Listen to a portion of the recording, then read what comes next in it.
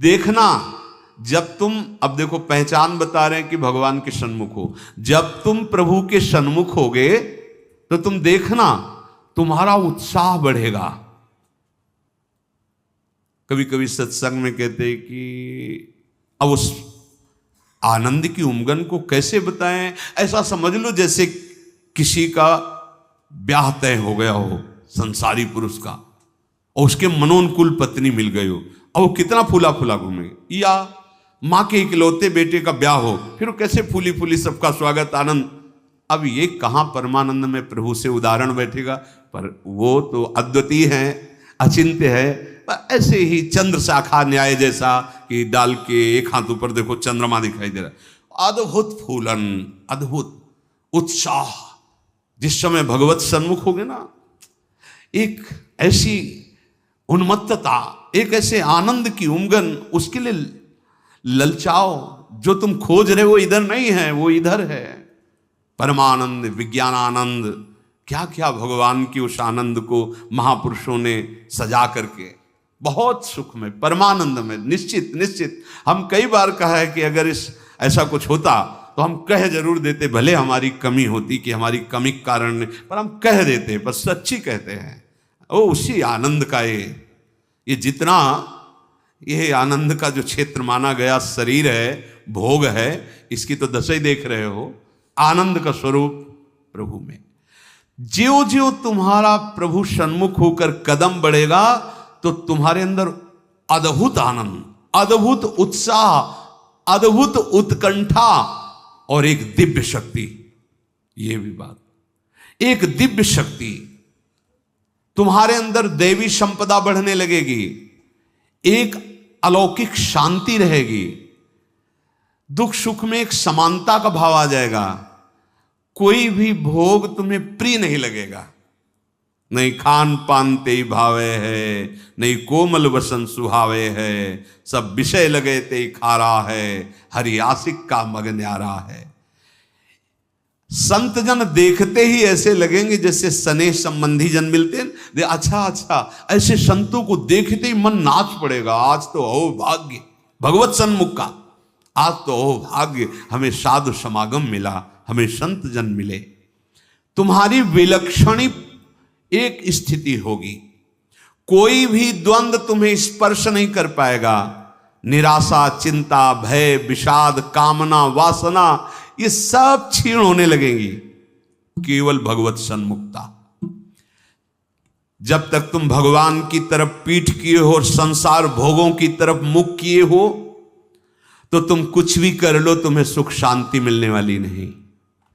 जितना जितना तुम भोग संग्रह, धन वैभव एकत्रित करोगे, उतना ही अशांत और चिंतित और शोकित होते जाओगे। ये महापुरुषों की बात है, देख लो अपने हृदयों को। जितना तुम भोगों की तरफ बढ़ोगे, परिणाम में ये दोष तुम्हारे अंदर आएंगे। जैसे भगवत सन्मुखता, तो कैसे जाने भगवत सन्मुख है? तो बोले जो ही तुम भगवत सन्मुख होगे तो तुम्हारा एक एक क्षण नवीन उत्साह, नवीन उत्कंठा, दिव्य शक्ति और दैवी संपदा, शांति, समता, वैराग्य, प्रेम और संतों को देखकर अपार सुख, ऐसा ये भगवत सन्मुखता का लक्षण। अब यहां बता रहे, चाहे जितना तुम धन वैभव भोग एकत्रित कर लो, भगवत विमुख हो, तुम्हें कभी सुख शांति नहीं मिल सकती। भगवत विमुख का लक्षण क्या है? भय, विषाद, चिंता, राग, द्वेष, वैर, अशांति, द्रोह, दंभ, पाखंड, परिग्रह, हिंसा, कामना, वासना, ममता, दुर्गुण, दुर्विचार, भयानक दुख, ये भगवत विमुख के लक्षण हैं। जो भगवत सन्मुख होता है, एक भी उनके हृदय में नहीं होते। ये जांचो जांचो, अंदर जांचो।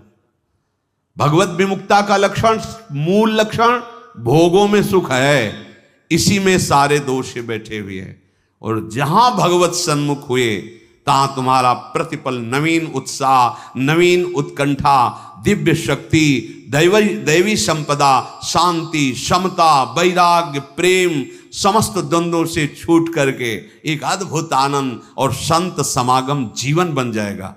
देखो राधा बाबा पूर्ण महापुरुष हैं, कोई उनको जानना थोड़ी साधन साध्य के विषय में, पर आपको ध्यान होगा जब ऋषिकेश में उनके गांठों में बहुत दर्द वात रोग के कारण, तो वो अपने निजी जन से कह रहे थे भाई मुझे सत्संग में पहुंचा दो। वो सेवा करते करते शायद श्रमित हो गए होंगे या जो भी, तो उन्होंने बाबा की इस बात का सपोर्ट नहीं किया। बहुत बार कहने पर तो बाबा कहा कि आप ये जानते हो कि हम जा ही नहीं पाएंगे। उन्होंने कहा आप जा ही नहीं पाओगे क्योंकि आपकी गांठ, बोले ऐसा नहीं। फिर जो बाबा ने अंदर बात की, वो जो लिखा था कि भगवान श्री कृष्ण से प्रार्थना की कि प्रीतम मुझे इतनी सामर्थ्य केवल दे दो कि जहां से सत्संग सुनाई देता वहां तक मैं पहुंच जाऊं, और एक बांस डंडा उठाया और बाबा घसीटते हुए वहां गए। इस बात का बहुत प्रभाव पड़ा हृदय में कि इनको कोई साधन साध्य विषयक अब जानकारी की आवश्यकता नहीं, पूर्ण महापुरुष हैं, संपूर्ण हैं, उनमें कोई भी, लेकिन ऐसे महापुरुष होते हुए सत्संग की इतनी प्रियता, वो देखो लिखा है यहां, साधु सम एकदम आनंदित हो गए कि आज तो मुझे साधु समागम मिला। ये भगवत सन्मुख का लक्षण, विमुख का नहीं, भगवत सन्मुख का लक्षण। तो हम अपने को जबरदस्ती मुख मोड़ना होगा। अगर हम इसी जन्म में परम कल्याण चाहते हैं, इसी जन्म में सुख चाहते हैं, मुख मोड़ना हो। जबरदस्ती शब्द लिखा है, जबरदस्ती मोड़ना, हटो हटो। जैसे ये ना कि अब जिस तुम कगार पे खड़े हो, भारी दरार पड़ गई है, जबरदस्ती हटो नहीं तो गिरने वाले हो, धारा में तुम बह जाओगे, डूब जाओगे। ऐसे ही तुम्हारी वही दशा है जैसे हरी हरी घास खा रहा है बकरा और बकरी से सहवास कर रहा है और बड़ा सुख का अनुभव कर रहा है, पर वो कसाईवाड़े में बंद है।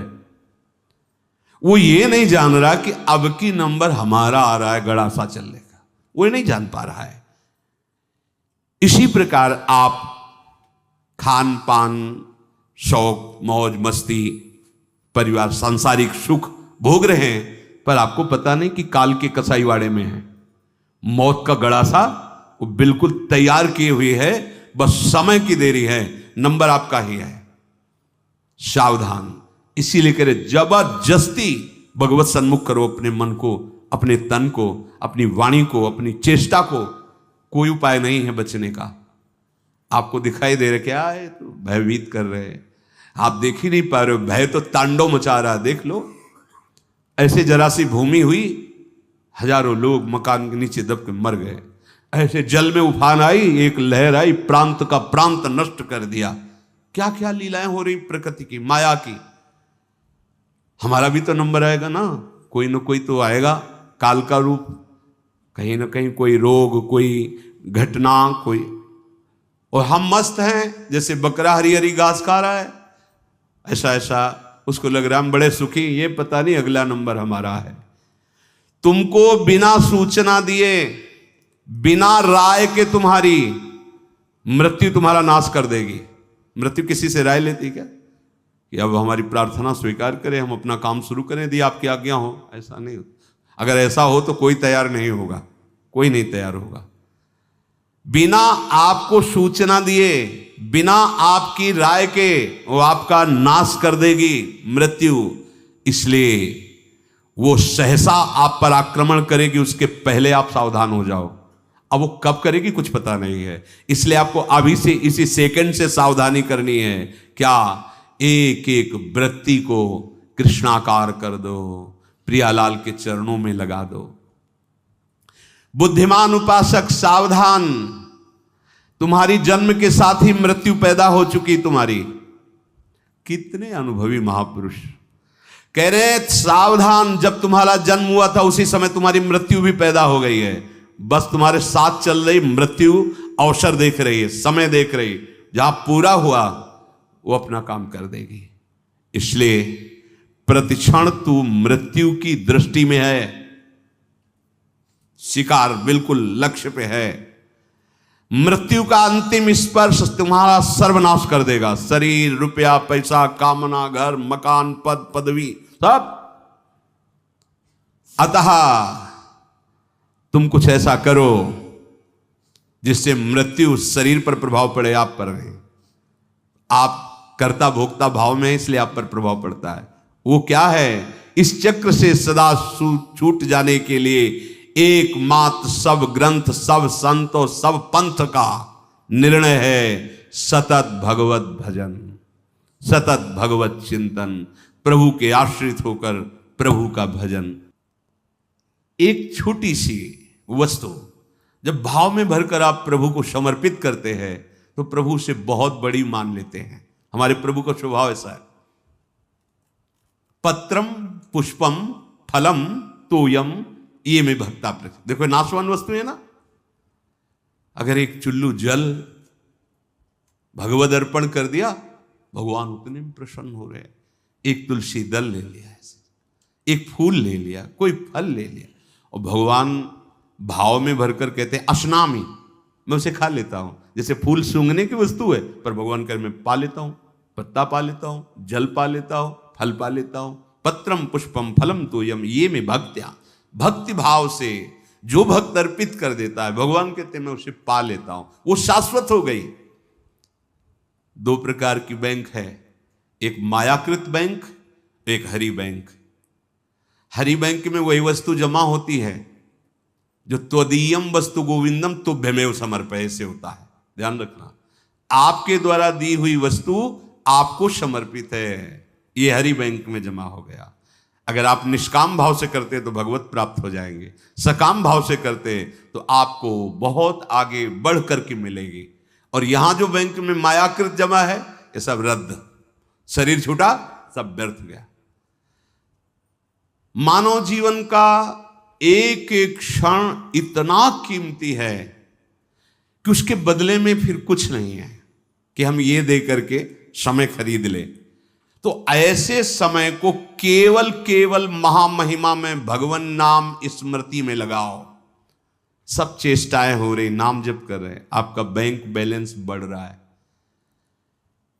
एक एक नाम, जैसे कोई भूखा व्यक्ति एक एक कवल पाता है तो तुष्टि पुष्टि क्षुधा निवृत्ति होती जाती है, ऐसे ही एक एक नाम संसार से वैराग्य, अपने स्वरूप का ज्ञान और भगवान के चरणों में प्रेम, ये तीनों होते चले जा रहे हैं। पर जैसे बहुत भूख लगी हो तो दो चार कवल में और भूख बढ़ती नजर आती है, तृप्ति का बोध नहीं होता। आधे पेट होने के बाद फिर स्वाद और तृप्ति का अनुभव होने लगता है, फिर पूरा जब पेट भर जाता है तो कहना क्या है। ऐसे ही अभी हम थोड़ा भजन करते तो और जलन बढ़ रही है, यद्यपि वो संसार से वैराग्य, स्वरूप का ज्ञान और भगवत चरणारविंद में प्रेम, ये प्रारंभ हो गया है एक एक नाम से। पर जब आप 24 घंटे में कम से कम 12 घंटे का ऐसा अभ्यास बने कि हम भगवत स्मरण परायण, तो आधा पेट मानो हुए, फिर आपको स्वाद मिलने लगेगा, अनर्थ की निवृत्ति होते ही आनंद का स्फुरण होने लगेगा। पर एक एक नाम व्यर्थ नहीं जा रहा, गिनो या ना गिनो। किसी को भ्रम रहता अगर माला से गिनेंगे नहीं तो व्यर्थ चला जाएगा। अरे भाई, गिनना तो आपके मन को लगाने के लिए है, नाम तो अविनाशी है। राधा राधा बोला, नहीं गिनोगे तो फल नहीं मिलेगा क्या? कुछ लोगों को भ्रम होता है अगर गिना नहीं तो फिर वो संख्या ऐसे ही चली जाएगी, लिखा जाएगा नहीं। अरे गिनना केवल मन को लगाने के लिए है, नाम महामहिमा है, गिनो या ना गिनो।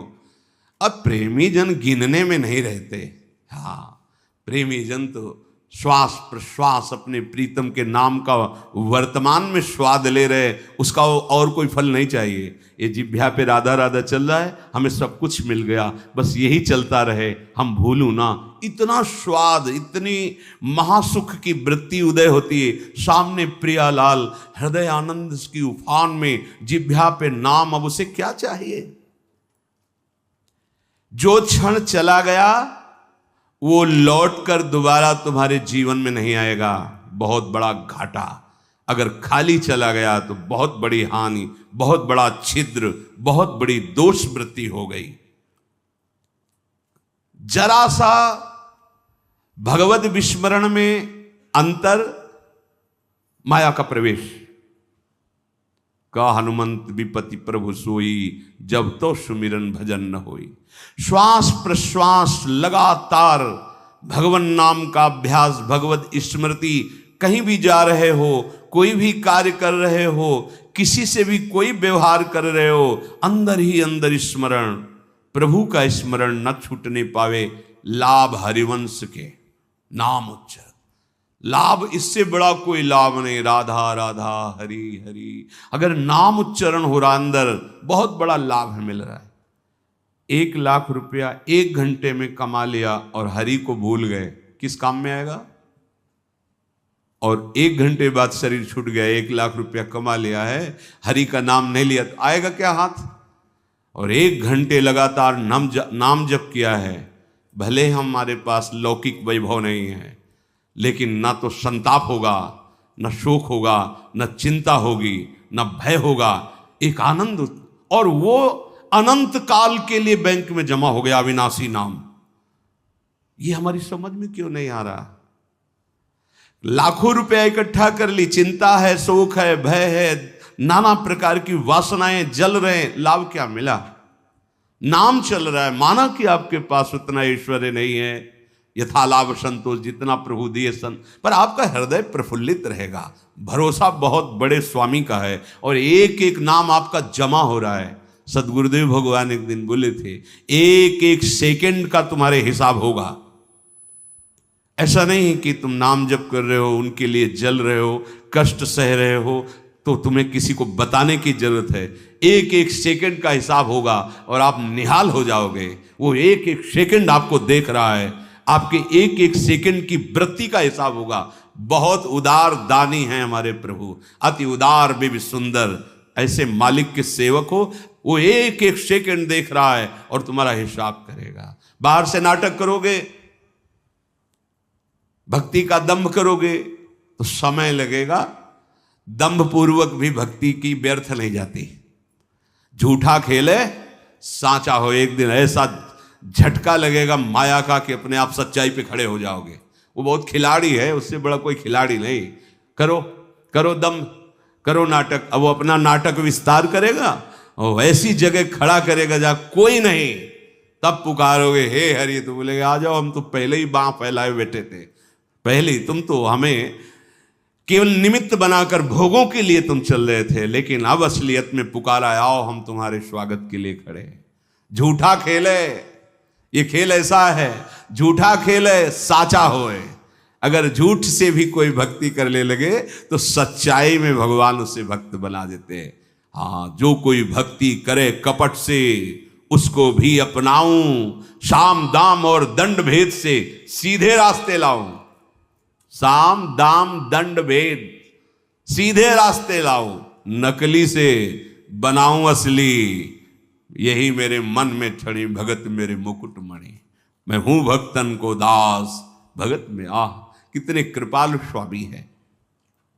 एक राजा का सरोवर था बहुत बड़ा, तो उसमें वो अपने मन आह्लाद के लिए रंग बिरंगी मछलियां पाले हुए थे। कभी कभी कोई मछुआरा, तो उन्होंने आदेश कर दिया, इस सरोवर से जो मछली पकड़ेगा उसे मृत्यु दंड दिया जाएगा। अब तो कोई जाता नहीं, बहुत मछलियां रंग बिरंगी को। एक मछुआरा परिवार बड़ा भूखा था और कई दिनों से भी मुझसे मिला नहीं था शिकार। तो उसने देखा यहां कोई रखवाले तो रहते नहीं है, मृत्यु दंड का आदेश है, हम जल्दी से लिया भाग जाएंगे। और ढेर सारी मछलियां बड़ी बड़ी। वो गया, जाल फैलाया, मछली समेट ही रहा था कि राजसवारी दूर से घोड़ों की टाप धूल। देखा, अरे ये तो अब क्या करें, भागते हैं तो दिखाई देंगे, बंदी बना लिए जाएंगे क्योंकि वो घोड़े में है। उसको लगा कि साधु बन जाना अच्छा है, बहुत बढ़िया उपाय है। फौरन कपड़ा सा उतारे और रजली पूरे शरीर में पोतली, और वो तो साधु का बैठ गया, ऐसे जाल उसी जल में छोड़ दिया, ऐसे छुपा दिया, शांत से बैठ गए। वो राजा निकल रहे थे तो देखा सरोवर पर कोई परमहंस बैठे, बोले हो भाग्य। दूर ही अपने सब राजशोभा को रोक दिया, सैनिकों को रोक दिया, नंगे पैर पाग उतार करके आए, साष्टांग दंडवत की। धीरे से हल्की आंख खोल, वो तो भयभीत है कि मृत्यु दंड मिलता, रत्न आदि सामने रखकर, पर वो आंख खोला नहीं। तो उसने समझा महाराज ध्यान में, विक्षेप नहीं पहुंचाना चाहिए, चुपचाप चला गया। जब घोड़ों की टाप दूर ऐसे जाते हुए वो चले गए तो आंख खोला तो देखा रत्नादि हीरे आदि। तो उसने विचार किया, कर्म तो मैं वो कर रहा था कि मुझे मृत्युदंड मिलता, लेकिन साधु वेश का सहारा लिया तो मुझ नीच अपराधी को राजा प्रणाम किया और ये रत्न रख के गया। ये जब मैं नकली भाव रखा तो ऐसा हुआ, यदि मैं असली में साधु बन जाऊं तो क्या होगा। अब मैं ना अपने घर जाऊंगा, ना आज के बाद कभी मछली मारूंगा, अब मैं सच्चा साधु बनूंगा। बना दिया। जो कोई भक्ति करे कपट से उसको भी अपनाओ, पर काहे को समय बर्बाद करोगे। आपको भगवान ने सत्संग दिया है तो आप सच्चे मार्ग के पथिक बनो। श्वास प्रश्वास तुम्हारी खाली न जाने पावे। जब तक तुम्हारा मुख भोगों की ओर है, मुख का तात्पर्य अंदर से है, अंतर ही अंतर, तुम सब साधन कर रहे हो लेकिन तुम्हारी विश्राम स्थिति मन मानता है भोग में। क्या खाने को मिलेगा, हाँ हर्षित हो गए। क्या भोगने को मिलेगा, हर्षित हो गए। मतलब आप अभी भोगों के सन्मुख हैं। अंतर की बात देखना।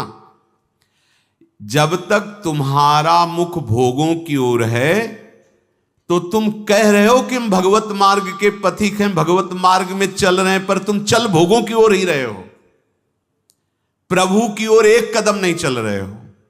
जैसे कई बार सत्संग में बताया है कि ये बिहारी जो हैं, आप मुख इधर करो छठी करा की तरफ और दौड़ लगा दो तो आपका हर कदम बिहारी जी से दूर होता चला जा रहा है। आप बहुत चल रहे हो लेकिन विपरीत चल रहे हो तो आप बिहारी जी से दूर होते चले जा रहे हो। और ये मार्ग है, लेट जाओ और लेट कर चलो तो समय आएगा पहुंच जाएंगे, क्योंकि आप सही मार्ग में चल रहे हो। आप ऐसे सोए सोए चलो, एक बार लेट गए 10 मिनट फिर लेटे, फिर एक बार उठे फिर लेट गए, आप पहुंच जाओगे क्योंकि सही मार्ग है। समझो, भाव समझो। यदि आप भगवत सन्मुख हैं तो आपकी चाल धीमी होगी तो भगवान मिल जाएंगे, और आप भगवत विमुख हैं, भोगों के सन्मुख हैं तो दौड़ लगा लो। हर कदम आपका प्रभु से दूर होता चला जाएगा, आपको दूर करता चला जाएगा। यही भेद उपासक नहीं समझ पाता और पूरा जीवन लगा देता है। बहुत ध्यान देने का विषय कि आप समझते हैं परमार्थ के पथिक अपने को और चाल है भोगों की तरफ, तो हर कदम आपको प्रभु से दूर करता गया। और आप कर रहे 50 वर्ष से मैं चल रहा हूं लेकिन मंजिल नहीं मिली, क्योंकि मंजिल की तरफ आपका मुख ही नहीं था। आपका मुख था मंजिल के विपरीत। जो प्रतिकूल से वर्जनम स्थिति होनी चाहिए, वहां अपने अनुकूलता देखी और चल पड़े भोगों की तरफ, तो फिर क्या होगा। आप यही को कहते हैं आकर कि 20 वर्ष से मैं साधन में हूं। क्या साधन में हो? बहुत दौड़ने वाले हो, बहुत दौड़ाक हो, लेकिन विपरीत दौड़ रहे तो फायदा क्या हुआ। अरे धीमी भी चाल हो लेकिन अनुकूल चाल हो तो मंजिल पास है, दूर नहीं है।